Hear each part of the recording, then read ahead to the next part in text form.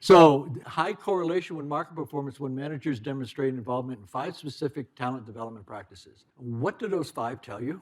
Just look at them and tell what it tells you. When managers do these 5 things, it drives market performance. All of them have to do with learning and development. So 4 steps to building a culture of development. There's merely 18 steps, but 4 steps, okay? And 4 ways of accountability. First, the organization has to be a developer or a learning organization or a developing organization. It has to have a culture around that. The organization does. And so high-performing organizations are 5 times more likely to have a development culture than low-performing organizations. We know that. It correlates with market performance. Say learning culture if you want. Development culture, learning culture. By the way, we use learning culture and development culture, but where did the concept come from, learning culture? Anybody know? Peter Senge. Yep. You know what his definition of a learning culture was? Be curious. Create an organization where people ask why, the 5 W's, why, and that's Intel. Why? Why are we doing this? Why are we doing this? Challenge people's assumptions about why they're doing the work that they're doing. And doesn't make any sense. That's a learning organization.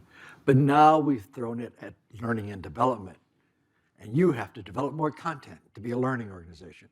Well, the thing is, a learning culture has more to do than just learning and development more content.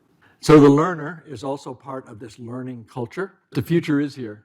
The changing of technology is happening overnight, especially during the pandemic. We just went through tons of technology change, especially in the HR space. Lots of technology.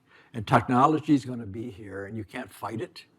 You actually got to upskill and reskill yourself. If you're doing something that's consistent and predictable every single day, first of all, I can't imagine doing that. But if you're doing that kind of job, it's going to disappear. So important next steps, regular updated IDPs, individual development plans, that people don't usually do them. Managers hate them. So performance management is supposed to be about all this stuff. So performance management is really compensation management, let's face it. So performance management was first developed in 1887 at a glassblowing factory in Germany. And it was all about development of crafts. It wasn't about compensation. It wasn't about looking at your performance review to see how much bonus you get. It was all about developing people. So the manager is also very important. So a lot of ways we're transforming learning. In fact, one of the personal journey will shift from knowledge acquisition to knowledge application. So you won't get degrees until you apply your knowledge. You go to 4-year college and you get a degree because you acquired knowledge. But in the future, just acquiring it ain't gonna make it. It's actually utilizing it. Once you can prove you're utilizing what you learned, then you get your degree. But traditional coaching, mentoring, and feedback will actually become more important.